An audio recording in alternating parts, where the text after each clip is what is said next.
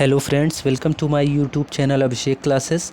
दोस्तों, हम डिस्कस करेंगे दिल्ली पुलिस में आने वाले संभावित महत्वपूर्ण प्रश्नों को, जो आपके लिए काफ़ी हेल्पफुल हो सकते हैं। दोस्तों, आप सब वीडियो को अंत तक ज़रूर देखें। वीडियो हेल्पफुल लगे, उपयोगी लगे तो लाइक शेयर भी करें। चलिए चलते हैं आज के हमारे पहले प्रश्न की तरफ। आज का हमारा पहला प्रश्न है, आदर्श परिस्थिति में एक नए पादप या पौधे में पुनरुज्जीवित और विकसित करने के लिए एक विकसित कोशिका के गुण को किस रूप में जाना जाता है? ऑप्शन ए है क्लोन, ऑप्शन बी है टोटीपोटेंसी, ऑप्शन सी है कैलस, ऑप्शन डी है इनमें से कोई नहीं। सही ऑप्शन है दोस्तों ऑप्शन बी, टोटीपोटेंसी। दोस्तों, किसी कोशिका से संपूर्ण नए पौधे के उत्पन्न होने की क्षमता टोटीपोटेंसी या पूर्व सख्तता कहलाती है। इस प्रकार से ऊतक संवर्धन के द्वारा विभिन्न प्रकार के पौधे उत्पन्न किए जा सकते हैं तथा इस प्रकार उत्पन्न पौधे आनुवंशिक रूप से समान होते हैं। नेक्स्ट प्रश्न है दोस्तों, यमुना और बेतवा नदियों का संगम कहाँ होता है? Option A Hamirpur, option B Kursela, option C Allahabad, option D Alampur. तो सही ऑप्शन है दोस्तों ऑप्शन ए हमीरपुर। दोस्तों, हमीरपुर में यमुना और बेतवा नदियों का संगम होता है। नेक्स्ट प्रश्न है दोस्तों, निम्नलिखित में से कौन एक आनुवंशिक विकार नहीं है? Option A myxoedema, option B वर्णांधता, ऑप्शन सी अरंजकता, ऑप्शन डी इनमें से कोई नहीं। सही ऑप्शन है दोस्तों ऑप्शन ए मिक्सोडेमा। दोस्तों, मिक्सोडेमा थायरॉक्सिन के कम स्रावण से होने वाला रोग कहलाता है। इससे थायराइड ग्रंथि प्रभावित होती है, जिससे हृदय गति मंद, रोगी की त्वचा शुष्क और पतले व होंठ मोटे हो जाते हैं। नेक्स्ट प्रश्न है दोस्तों, किसने गवर्नर जनरल और प्रदेशों के गवर्नरों को संवैधानिक प्रमुख का दर्जा दिया है? ऑप्शन ए भारत सरकार अधिनियम, ऑप्शन बी निदेशक सिद्धांत, ऑप्शन सी भारतीय स्वतंत्रता अधिनियम, ऑप्शन डी संविधान सभा। तो सही ऑप्शन है दोस्तों ऑप्शन सी भारतीय स्वतंत्रता अधिनियम। दोस्तों, भारतीय स्वतंत्रता अधिनियम 1947 में गवर्नर जनरल और प्रदेशों के गवर्नरों को संवैधानिक प्रमुख का दर्जा दिया गया है। बढ़ते हैं नेक्स्ट प्रश्न की तरफ। नेक्स्ट प्रश्न है, महाभारत का अंग्रेजी अनुवाद करने वाले पहले भारतीय कौन हैं? Option A Vallabhacharya, option B Kishori Mohan Ganguly, option C Pandit Ram Avatar Sharma, option D इनमें से कोई नहीं। सही ऑप्शन है दोस्तों ऑप्शन बी किशोरी मोहन गांगुली। दोस्तों, किशोरी मोहन गांगुली महाभारत का अंग्रेजी में अनुवाद करने वाले पहले भारतीय हैं। बढ़ते हैं नेक्स्ट प्रश्न की तरफ। नेक्स्ट प्रश्न है, अनुसूचित जनजातियों के लिए लोकसभा में कितनी सीटें आरक्षित है? Option A 17, option B 47, option C 29, option D 34। तो सही ऑप्शन है दोस्तों ऑप्शन बी 47। दोस्तों, अनुसूचित जनजातियों के लिए लोकसभा में 47 सीटें आरक्षित हैं। दोस्तों, भारतीय संविधान में किसी धर्म विशेष की प्रतिनिधित्व पद्धति का त्याग किया गया है, लेकिन जनसंख्या अनुमान के आधार पर अनुसूचित जातियों व जनजातियों के लिए लोकसभा में सीटें आरक्षित की गई हैं। लोकसभा में अनुसूचित जाति के लिए 84 सीटें तथा अनुसूचित जनजातियों के लिए 47 सीटों का आरक्षण किया गया है। दोस्तों, बढ़ते हैं अगले प्रश्न की तरफ और आज का हमारा अगला प्रश्न है, वायसराय की कार्यकारिणी परिषद में नियुक्त पहले भारतीय कौन थे? Option A Vallabh Bhai Patel, option B Jawaharlal Nehru, option C Satyendra Prasad Sinha, option D MK. Gandhi. सही ऑप्शन है दोस्तों ऑप्शन सी सत्येंद्र प्रसाद सिन्हा। दोस्तों, वायसराय की कार्यकारिणी परिषद ब्रिटिश भारत सरकार की कैबिनेट थी, जिसकी अध्यक्ष भारत के गवर्नर जनरल होते थे। सत्येंद्र प्रसाद सिन्हा वायसराय की कार्यकारिणी परिषद में नियुक्त पहले भारतीय गवर्नर। बढ़ते हैं अगले प्रश्न की तरफ। अगला प्रश्न है दोस्तों, कौन से वर्ष में संसद के दोनों सदनों की स्थापना हुई? Option A 1950, option B 1952, option C 1949, option D 1947। तो सही ऑप्शन है दोस्तों ऑप्शन बी 1952। दोस्तों, वर्ष 1952 में संसद के दोनों सदनों की स्थापना हुई। बढ़ते हैं 9वें प्रश्न की तरफ। दोस्तों, आज का हमारा 9वां प्रश्न है, किसके झुकाव पर राष्ट्रपति किसी राज्य के राज्यपाल को नियुक्त करते हैं? ऑप्शन ए उस राज्य के मुख्यमंत्री, ऑप्शन बी उपराष्ट्रपति, ऑप्शन सी प्रधानमंत्री, ऑप्शन डी इनमें से कोई नहीं। तो सही ऑप्शन है दोस्तों ऑप्शन सी प्रधानमंत्री। दोस्तों, संविधान के अनुच्छेद 155 के अनुसार राज्यपाल की नियुक्ति राष्ट्रपति के द्वारा प्रत्यक्ष रूप से की जाएगी, किंतु वास्तव में राज्यपाल की नियुक्ति राष्ट्रपति के द्वारा प्रधानमंत्री की सिफारिश पर ही की जाती है। बढ़ते हैं 10वें प्रश्न की तरफ। आज का हमारा 10वां प्रश्न है, निम्नलिखित में से कौन एक प्रकार का मैलवेयर है जो आपके कंप्यूटर पर विज्ञापन दिखाता है? Option A root kit, option B bot, option C backdoor, option D adware. तो सही ऑप्शन है दोस्तों ऑप्शन डी एडवेयर। दोस्तों एडवेयर एक प्रकार का मैलवेयर है जो आपके कंप्यूटर पर विज्ञापन को प्रदर्शित करता है।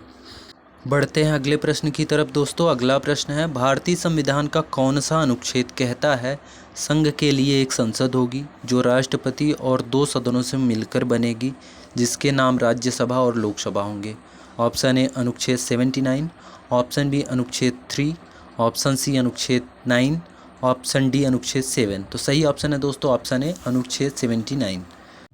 दोस्तों भारतीय संविधान के अनुच्छेद 79 के अनुसार संघ के लिए एक संसद होगी जो राष्ट्रपति और 2 सदनों से मिलकर बनेगी जिनके नाम क्रमशः राज्यसभा और लोकसभा होंगे। बढ़ते हैं अगले प्रश्न की तरफ दोस्तों।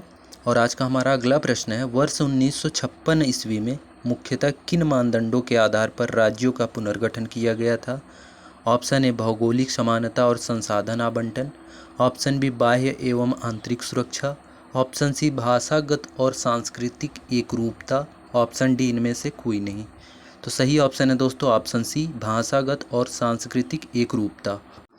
दोस्तों 1947 में आज़ादी के बाद भारत में राज्य पुनर्गठन अधिनियम 1956 पारित किया गया जिसमें भाषागत और सांस्कृतिक एकरूपता पर राज्यों के पुनर्गठन का प्रावधान किया गया। आज का हमारा 13 नंबर का क्वेश्चन है दोस्तों, भारत में निम्नलिखित में से किस राज्य में रबर का सर्वाधिक उत्पादन होता है? Option A Mizoram, option B Assam, option C Karnataka, option D Kerala. तो सही ऑप्शन है दोस्तों option D Kerala.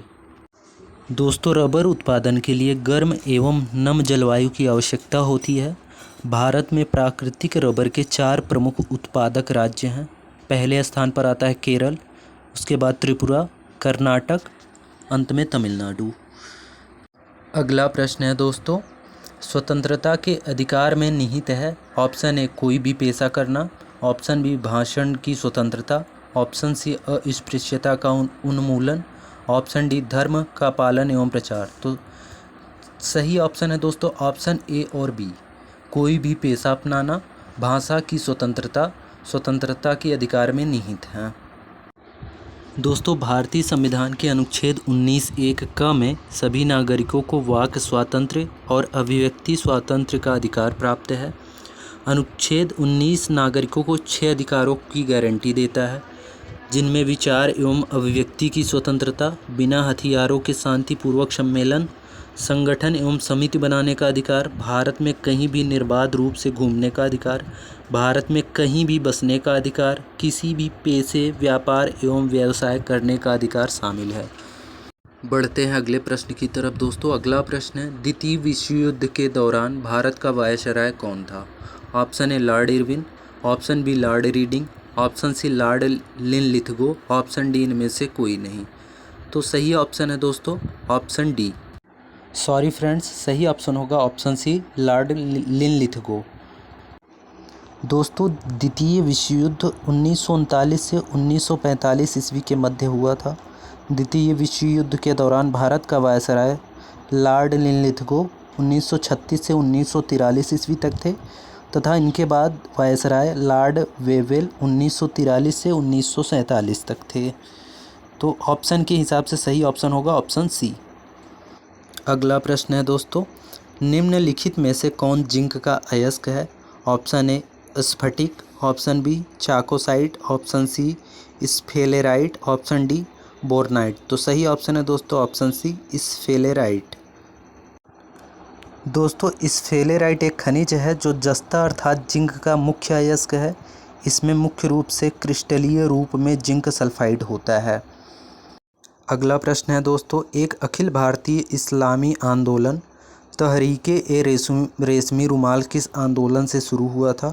Option A Deoband आंदोलन, ऑप्शन बी बरेली आंदोलन, ऑप्शन सी खिलाफत आंदोलन, ऑप्शन डी वहाबी आंदोलन। तो सही ऑप्शन है दोस्तों ऑप्शन ए देवबंद आंदोलन।